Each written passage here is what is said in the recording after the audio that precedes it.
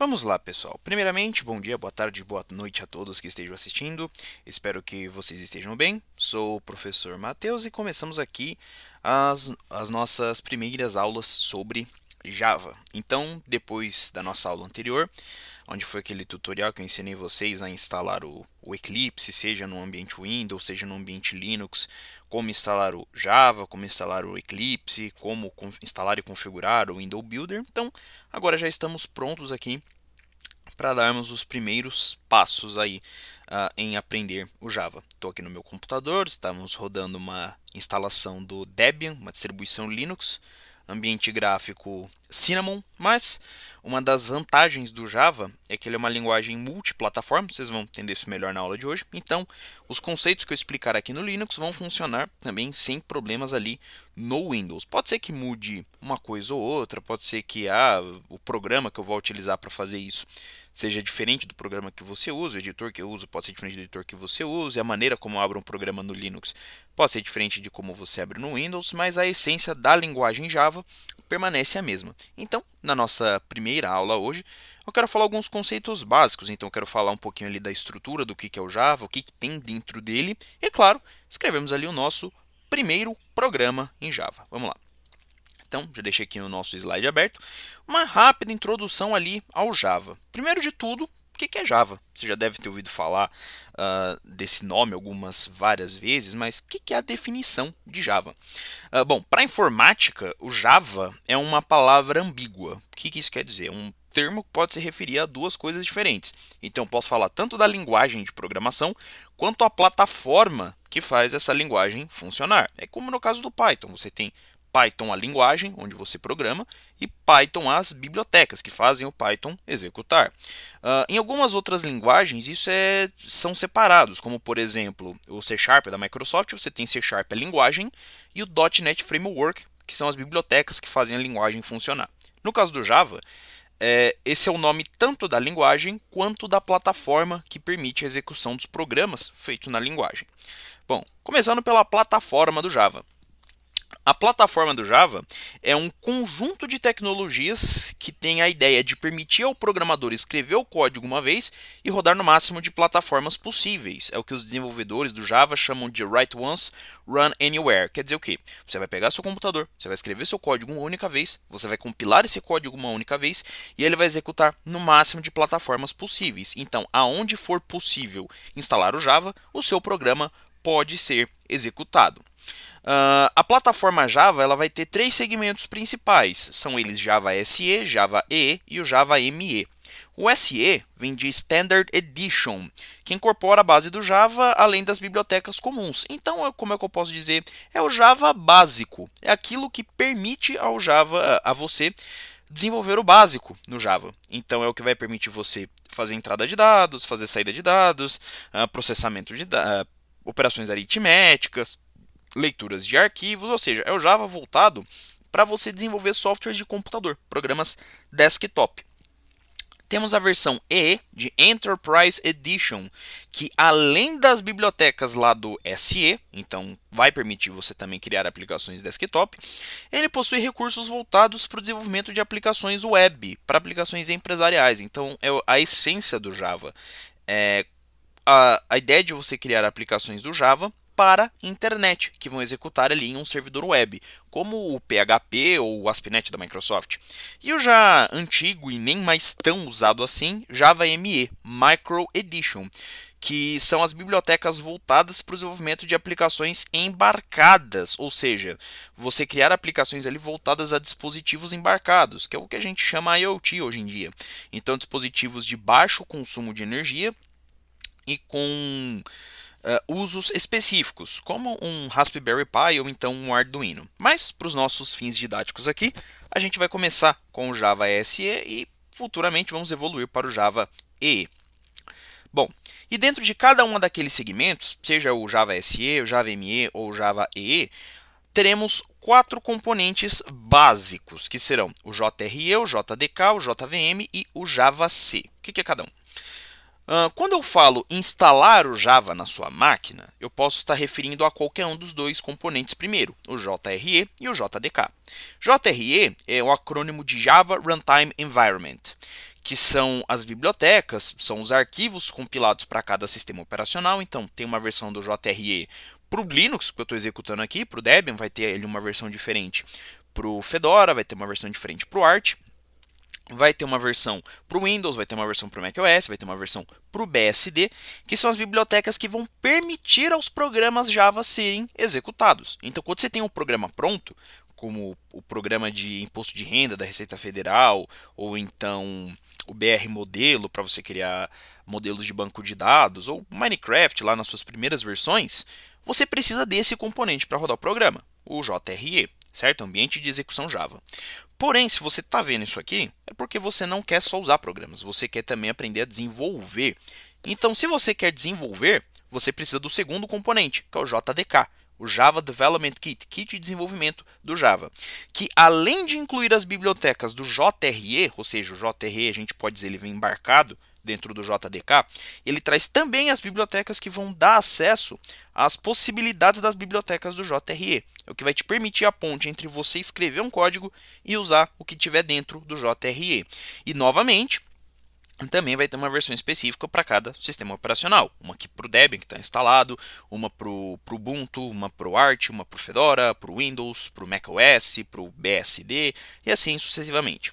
E dentro tanto do JDK quanto do JRE, nós teremos alguns componentes específicos também, sendo os principais deles JVM e JavaC. JavaC é o Java Compiler, ele é um componente aqui do JDK. Então, quando você instala o JDK na sua máquina, um dos componentes que ele traz é o JavaC, que é o quê? É o compilador do Java. É ele quem vai traduzir aquilo que você escreve em código-fonte Java, que a gente vai conhecer mais para frente nessa aula, em um código binário que é entendível. Só que é aí que mora uma diferença do Java para as outras plataformas. Esse é o mecanismo de funcionamento das linguagens compiladas no geral. Então, é o mecanismo do C, é o mecanismo do C++, é o mecanismo do Pascal, do BASIC. Você escreve o código, compila, tem um binário que é executado no sistema operacional. No Java não é assim. No Java você pega o código, compila, só que o arquivo que você obtém dessa compilação não é um executável, que vai ser executado diretamente no sistema operacional. É um tipo de arquivo que a gente chama de bytecode. E esse bytecode é o seu programa. Só que quem vai executar esse programa não é o sistema operacional. É um programa executando em cima do sistema operacional, que é a JVM, que é um dos componentes do JRE. JVM significa Máquina Virtual Java, Java Virtual Machine, que é o componente da plataforma responsável por executar no sistema operacional o bytecode obtido do compilador. Ou seja, é ele quem vai ler o bytecode que veio do JavaC, entender as instruções e passar para o sistema operacional executar. Bem como, se ele precisa esperar alguma resposta do sistema operacional, é a JVM quem vai receber essa resposta do sistema operacional e passar para o seu programa ali que está em execução. Bom, vamos lá.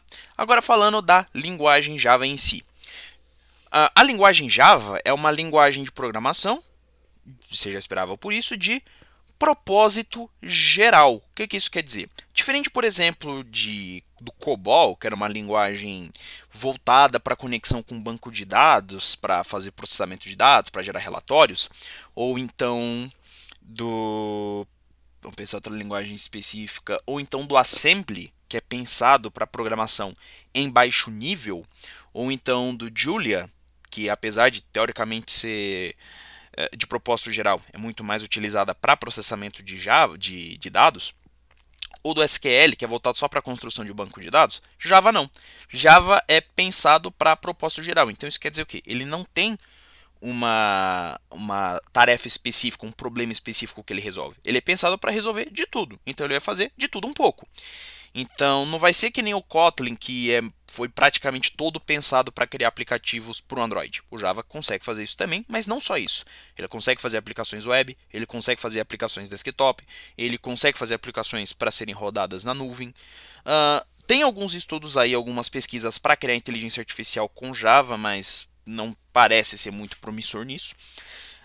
Além disso, o Java é projetado para ser portátil. O que isso quer dizer? O código que você escreve em Java, ele não precisa ficar sendo modificado, adaptado para rodar em um processador diferente, como acontece em Assembly, ou ser modificado para rodar em um sistema operacional diferente, como pode acontecer no C, no C++. Uma vez que você escreveu o código, pronto, ele pode ser levado de um lugar para outro. Eficiente e orientado a objetos. Isso aqui de orientação a objetos é um paradigma de programação que a gente vai ver bem mais lá para frente. Ainda tem um bocado de coisa para explicar aqui para vocês antes de falar da programação orientada a objetos. Bom, um pouquinho de história. Foi criado pela Sun Microsystems. A Java ganhou destaque pela sua capacidade de fornecer aplicações robustas e seguras que podem ser executadas em diversos ambientes, independente do hardware ou do sistema operacional. Ou seja, o Java ele ganhou notoriedade, ele começou a ganhar espaço justamente por conta disso que eu falei da portabilidade. Se escreveu o código uma vez, roda em qualquer lugar, o que a gente chama de Write Once, Run Anywhere. E ele consegue fazer isso por causa da JVM, que eu já falei para vocês. E claro, como é que isso funciona? Se você escreve seu código Java uma vez, é compilado uma vez e ele roda na JVM, cada sistema operacional vai precisar ter a sua própria versão da JVM. A gente consegue ver isso bem nesse exemplo aqui. Você tem aqui uma classe bem simplesinha escrita em Java. A gente daqui a pouco vai reproduzir esse código e vou explicar para vocês o que é cada uma dessas coisas aqui. Você passa isso aqui por um compilador e o compilador te dá um arquivo. Esse arquivo é o bytecode, é o seu programa, e ele vai ser executado pela JVM. Só que repara aqui, nas máquinas Win32, que é o Windows, você tem uma JVM. Nas máquinas Unix, como o próprio Unix criado lá pela Bell Labs, como os derivados do Unix, como o BSD e distribuições Linux, tem a sua JVM. O macOS da Apple também tem a sua JVM. Então o que acontece? A JVM é um software escrito em linguagem de baixo nível, focado para rodar em cada sistema operacional. Então cada sistema operacional tem ali a sua versão específica. Tendo a sua versão específica da JVM, você consegue rodar qualquer software Java ali dentro. Bom, mais um pouquinho da história e curiosidades aí do Java. A história do Java vai começar em 1991, dentro da Sun Microsystems, com um projeto chamado Green Project, que foi idealizado pelo Patrick Nelson, Mike Sheridan e, talvez o mais famoso deles, o James Gosling. A ideia desse projeto Green, que futuramente viria a ser o Java, era o quê? A convergência entre computadores pessoais e os eletrodomésticos. A gente conhece isso aqui hoje em dia como IoT, Internet das Coisas. Então seria meio que os dispositivos se tornarem tão inteligentes quanto computadores, né? Os eletrodomésticos se tornarem tão inteligentes quanto os computadores. Então, hoje em dia a gente tem exemplos de televisões, de geladeiras, mas eles já estavam em coisas mais avançadas, pensando em coisas até mais simples que isso, como torradeiras, cafeteiras, filtros de água, etc.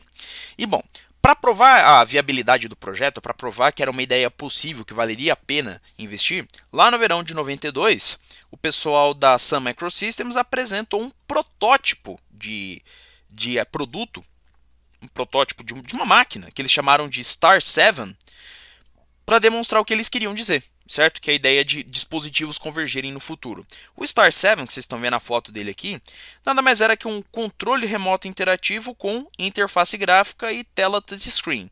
Não é exatamente a tela touchscreen que foi surgir anos depois ali com a Apple, né, na criação do iPhone, mas era algo já sensível ao toque, mas você precisava ali de um dispositivo especial, tipo uma canetinha para apontar e clicar.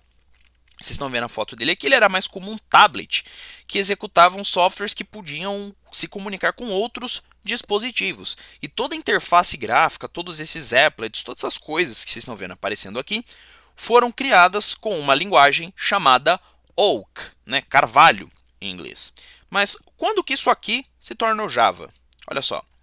Após a produção do Star 7, né, o primeiro protótipo, os desenvolvedores passaram a buscar o espaço para o dispositivo no mercado de TV a cabo. Então, o primeiro mercado que eles queriam buscar era o de TV a cabo lá nos Estados Unidos, que funciona de uma maneira completamente diferente do que aqui no Brasil. Entretanto, toda a proposta da tecnologia do Star 7 estava à frente do tempo. Então, ou seja, as empresas simplesmente não aceitaram essa proposta porque não era possível implementar. Eles não tinham tecnologia para isso. Entretanto, nessa mesma época, A internet estava ascendendo rapidamente como uma rede interativa. Então a internet nessa época, que surgiu lá em 91, ela estava deixando de ser um negócio assim onde você tinha só texto que ligavam a outras páginas com só mais texto, que falavam de coisas extremamente complexas, como artigos científicos sobre pesquisa em física, para se tornar uma rede interativa. Então, um negócio que estava cabendo imagens, que futuramente iria caber vídeos, onde estava se tornando um negócio assim mais de massas, porque estava aparecendo muito na televisão, estava muito na mídia. A Netscape, inclusive, vai ser uma empresa que vai nascer nessa época, mas isso é tema para outra aula. E com toda a infraestrutura já pronta. Então você já tinha cabos, você já tinha servidores, você já tinha tecnologia de software rodando para manter o serviço funcionando. Bastava fazer simplesmente o woke funcionar na internet. Então bastava basicamente fazer o woke conversar com o HTML, que era a linguagem base. É até hoje a linguagem base para a internet. Isso tomou ali mais alguns anos de trabalho do pessoal da Sun Microsystems, que em 1995, liderados lá pelo James Gosling, chefiados pelo James Gosling, apresentam a versão da nova linguagem, que eles batizaram de Java. E esse nome Java, ele explica até mesmo porque o ícone, a logo do Java é uma xícara de café. Olha aqui algumas curiosidadezinhas legais do Java. O nome original da linguagem era Oak, que nem eu falei para vocês, né? Carvalho. E por quê? Porque na frente do escritório do James Gosling, lá da janela do escritório onde ele trabalhava, ele conseguia ver um carvalho. Então tinha lá um baita carvalho que ele e os outros programadores enxergavam. E de tanto ficar olhando para aquilo, pensaram ali no nome Oak, carvalho. Bom, mas mais para frente foi mudado o nome. Deixou de ser Oak e passou a ser Java. E o porquê Java? O nome da linguagem deriva do fato do café que os programadores bebiam em uma cafeteria ali perto da onde era o escritório da Sun Microsystems, vinha da ilha de Java, lá na Indonésia. Então os caras tomavam muito café, o café vinha da ilha de Java, então batizaram ali a linguagem de Java, o que também explica por que é uma xícara de café. E o café que a gente toma, né, que os caras ali estavam tomando, ele vem de grãos, que é um conceito muito importante no Java, que é o conceito de beans, que são os objetos modulares que encapsulam as funcionalidades aplicadas a cada uma das plataformas onde o Java pode atuar. Ou seja, esses componentes aqui. Então, temos aqui um bin, outro bin, outro bin, outro bin, certo? Então, a estrutura do Java, seja tanto a plataforma quanto a linguagem, é constituída ali de bins, grãos. Continuando aqui a parte das curiosidades. Sim, e o mascote do projeto, esse serzinho aqui, que eu não sei nem dizer o que é, ele tem um nome, ele se chama Duke. Bom, então entendido ali a diferença entre a plataforma Java e a linguagem Java, vamos começar a trabalhar um pouquinho. Bom, para que você possa desenvolver em Java, você precisa ter algumas coisas instaladas na sua máquina. Você precisa ter o JDK, que por consequência vai levar o JRE a estar instalado no seu computador também, e isso eu ensinei no vídeo anterior, como instalar e configurar o Eclipse na sua máquina, porque além para você instalar o Eclipse, obrigatoriamente tem que ter ali a infraestrutura do Java instalado. Então, vou partir do pressuposto que você já viu o vídeo anterior, você já fez os testes, garantiu que isso está funcionando aí no seu ambiente, então vamos partir um pouquinho para a programação. Segunda coisa que você vai precisar vai ser uma IDE. Eu ensinei você a instalar o Eclipse, pode ser outra também, pode ser o NetBeans IDE, pode ser o IntelliJ IDEA, pode ser o Visual Studio Code, não tem problema nenhum. Mas nessa primeira aula, eu quero demonstrar o negócio da forma raiz, o negócio de uma forma assim mais manual. Então, você pode ver que já tem instalado aqui o Eclipse, que eu vou utilizar a partir da próxima aula, mas essa primeira aula eu quero fazer um negócio mais manual. Eu quero mostrar para você passo a passo de como o Java funciona. Então, basicamente, para você programar em Java, a primeira coisa que você precisa, além da infraestrutura Java, é um editor de texto. Pode ser uma ideia que vai facilitar a sua vida? Pode, é até recomendado. Mas se você não tiver, se você tiver simplesmente um bloco de notas, dá para ser? Dá para ser. Então, vou abrir aqui o bloco de notas. Se você tiver em uma máquina Windows, isso é fácil. Menu iniciar, acessórios, bloco de notas. Como eu estou aqui no ambiente Linux, né, em Debian, não existe um software chamado bloco de notas. O que existe são editores de texto sem formatação. No meu caso aqui, eu tenho instalado o Gedit. e é ele quem eu vou utilizar. Se você estiver utilizando o Linux também, quiser utilizar outro, fique à vontade. Quiser usar o Leafpad, pode utilizar também. Se quiser programar com editor de texto em linha de texto, né, em linha de comando, como o Vim, o Nano, o Emacs, fique e sentir-se confortável com isso, fique à vontade também. Bom, eu vou aumentar aqui um pouquinho a fonte, preferências, colocar aqui em tamanho 15. Bom, vamos lá. Você abriu seu editor de texto, você quer começar a criar o seu arquivo Java. Vamos lá. A primeira coisa que você tem que entender é o seguinte: todo código-fonte de um programa Java fica guardado em um arquivo chamado classe. Então, todo arquivo de código-fonte do Java nós chamamos de classe. E dentro do seu arquivo de texto, ele tem que ter essa estrutura que vai servir para explicar para o compilador que esse arquivo que você está escrevendo é uma classe Java e não qualquer arquivo de texto aleatório. Então, public class e o nome da sua classe. Eu vou chamar essa classe aqui de Hello World. Por que Hello World, Matheus? Porque é uma tradição ali entre os programadores. O primeiro programa que você escreve sempre exibe essa mensagem de Hello World, independente da linguagem que seja, HTML, PHP, Java, C Sharp, Pascal, até mesmo o Assembly. Você pode mostrar outra coisa? Pode, mas dizem que dá azar você não fazer o Hello World, então eu não arriscaria. Bom, o que isso aqui quer dizer? Que eu estou criando um arquivo que é uma classe, que é público e se chama Hello World. Reparou que eu abri e fechei chaves aqui? Por quê? Em Java a gente também tem a ideia dos delimitadores. Então, se toda classe começa, ela tem que ser terminada. E nós dizemos que uma classe começa e termina com abertura de chaves. Então, essa classe começa aqui e termina aqui. E tudo que pertencer a essa classe deve ficar entre essas duas chaves. Deixa eu aumentar um pouquinho mais a fonte aqui. Acho que 24 já deve ser bastante.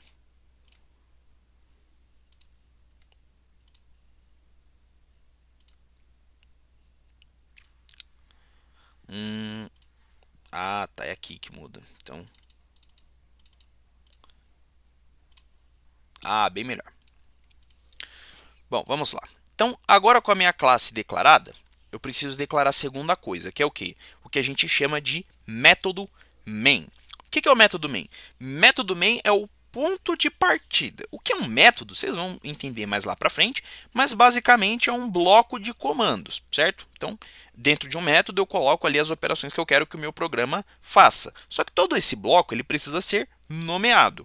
Eu, teoricamente, posso dar o nome que eu quiser, mas se é um programa, ele obrigatoriamente tem que ter o método main, é meu ponto de partida, é o método principal.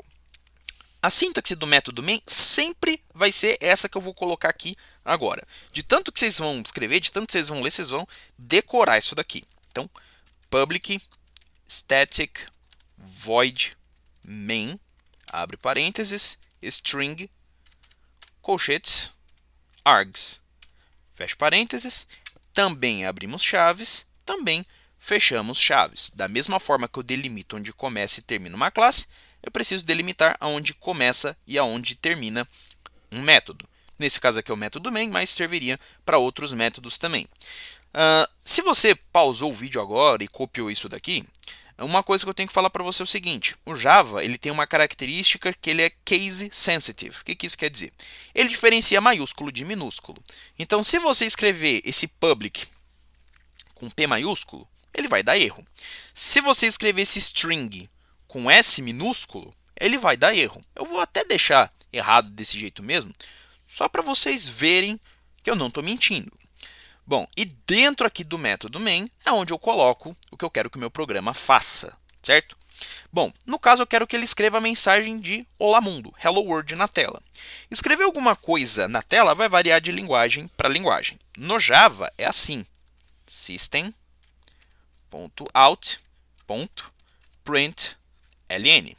Abre parênteses, abre aspas, a minha mensagem, Hello World, fecha aspas, fecha parênteses, ponto e vírgula. Na linha de baixo, system.out.println. .exit 0. O que eu estou fazendo?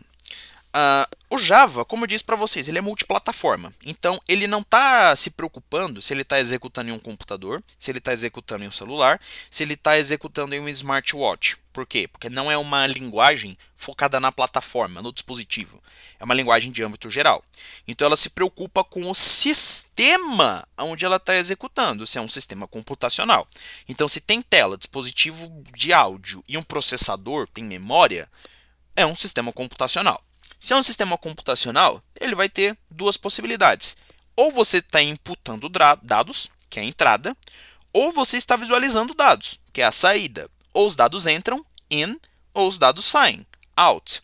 Então eu quero que na saída, porque eu vou visualizar, é o computador que vai mostrar para mim. Então, no meu sistema, no processo de saída, eu quero que você print ln. Print é imprimir em inglês. ln é a redução, é o acrônimo de line. Então, imprima uma linha. Então, imprima uma linha que esteja escrito Hello World. Olá, mundo.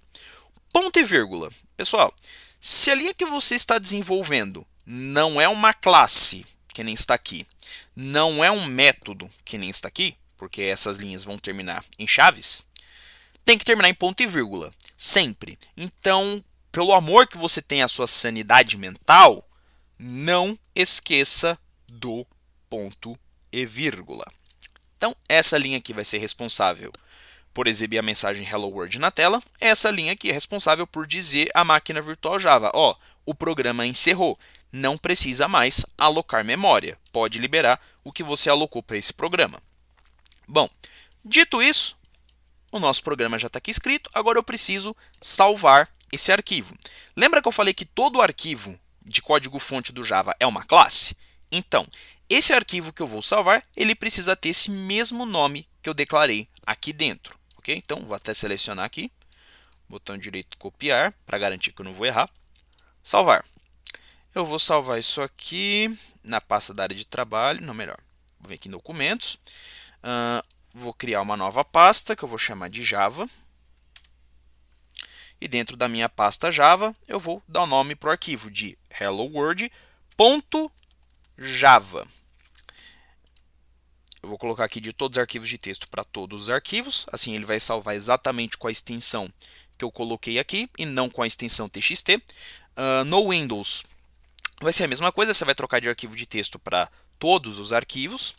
Aqui não está aparecendo nada porque a pasta é nova, né? Está em branco. E olha só, como eu disse para você, o nome que eu especifiquei aqui depois do class tem que ser exatamente o mesmo nome que eu vou salvar o meu arquivo. E ele tem que ter a extensão .java. Por quê? Para o compilador entender que isso aqui é uma classe Java, é um arquivo que ele pode ler e não simplesmente qualquer arquivo de texto. Bom, eu vou salvar. Pronto, está aqui o meu programa. Mas você nota até que ele ficou coloridinho aqui, está verdinho, mas nota que o public e o string não estão. Lembra que eu falei do case sensitive? Que o public tem que ser com P minúsculo e string com S maiúsculo? Isso aqui já é o gadget reclamando. Não é todo editor de texto que faz isso. Por exemplo, o bloco de notas do Windows não faz isso. Mas já não é um bom sinal. Agora, com o meu arquivo de código-fonte pronto, deixa eu fechar tudo isso aqui. Com o meu arquivo de código-fonte pronto, eu vou acessar lá a pasta de documentos, Java. E olha só, está aqui meu arquivo, helloworld.java. Agora, isso aqui, se eu clicar duas vezes, ele vai abrir com um editor de texto. Por quê? Isso não é o meu programa. Isso é um arquivo de código-fonte. Para que eu transforme isso aqui no meu programa, eu preciso compilar. Então, ele tem que passar lá pelo JavaC, certo? Que é o compilador do Java. Eu vou abrir aqui o terminal do Linux.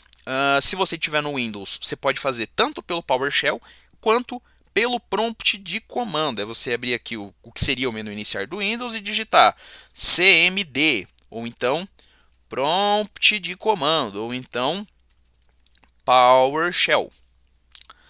Bom, independente da forma que você vai digitar, opa, deixa eu dar um pouquinho de zoom aqui.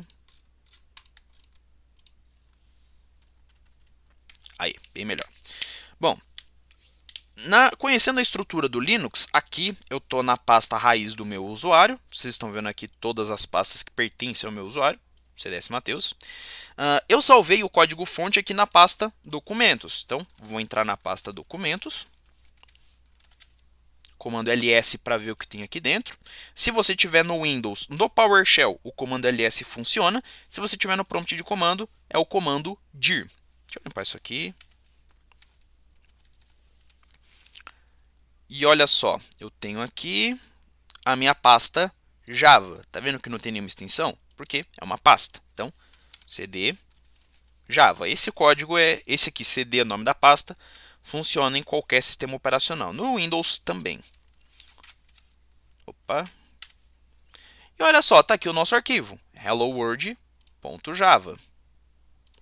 Hora de compilar. Para compilar, a gente vai utilizar o javac. Você testa se o javac estiver funcionando na sua máquina, digitando o comando javac. Se você apertar Enter, ele aparecer esse monte de opções aqui, maravilha, significa que ele está instalado, está configurado corretamente no seu computador. Se não estiver, sinal que alguma coisa faltou ser configurada. Para compilar, o que a gente faz? Javac, espaço, o nome do arquivo. O certo, na verdade, é você especificar todo o caminho até o arquivo. Só que como eu estou executando a sessão dentro do diretório onde o arquivo já se encontra, então é só dar o nome do arquivo. Então, helloworld.java. Vocês reparam que está exatamente igual a como está aqui, certo? Vamos lá. 3, 2, 1, Enter. E olha que surpresa, não deu certo. O que ele está dizendo aqui para mim? Que no arquivo helloworld.java, na linha 2, ele tem um erro, identificador esperado. Tá vendo aqui? Public static, ele está apontando que o erro está aqui. Só que o erro não está aqui no static void main. O erro está aqui no public. Ele está esperando que o public seja com P minúsculo. Lembra que eu falei para você essa diferença? Então, é isso que ele está reclamando. Então, eu vou alterar esse P maiúsculo para P minúsculo. Nota que ele já até ficou verdinho. Salvar. Teoricamente, já modifiquei o arquivo. Deixa eu listar aqui de novo. E olha só, ainda só tem um arquivo aqui. Seta para cima, para não ter que repetir o comando. De novo, javac helloworld.java.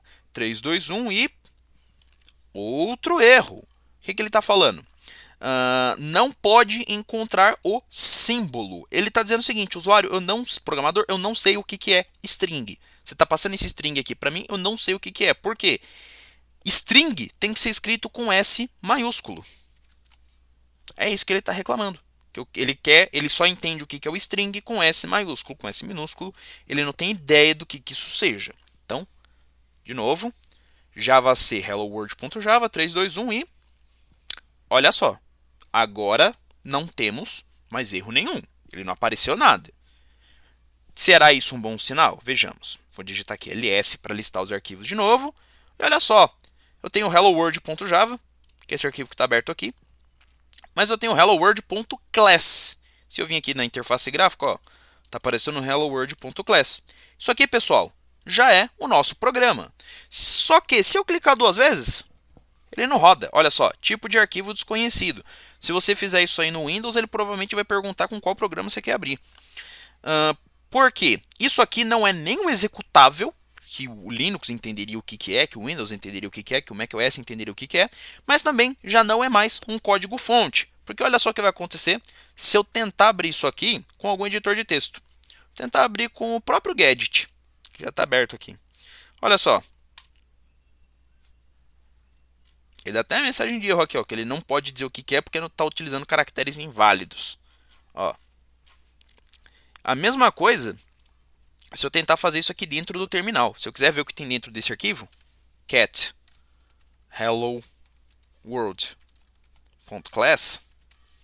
Olha só, esse monte de caractere aqui que ele não tem ideia do que seja. Por quê? Isso aqui, pessoal, já é o bytecode. Isso aqui é o que a JVM entende. Então, se eu quiser que esse programa execute, eu preciso chamá-lo para a JVM. Então, Java, espaço, hello world, e só, que é o nome da classe. Então, olha só, ele escreve aqui para nós, hello world. É só isso que o Hello World pode fazer? Não. Na verdade, esse programinha aqui, ele consegue exibir alguma coisa na tela. Só que esse alguma coisa na tela não precisa ser necessariamente uma mensagem de texto. Você pode exibir, por exemplo, uma operação matemática. Então, digamos que eu queira que ele mostre quanto que é 7 vezes 8. O que eu tenho que fazer? Repetir esse processo todo outra vez. Alterei o arquivo, salva, volta aqui para o terminal, compila de novo, javac hello world.java. Ele compilou de novo, fez as alterações no arquivo helloworld.class. Chama ele de novo, java hello world. 7 vezes 8 dá 56.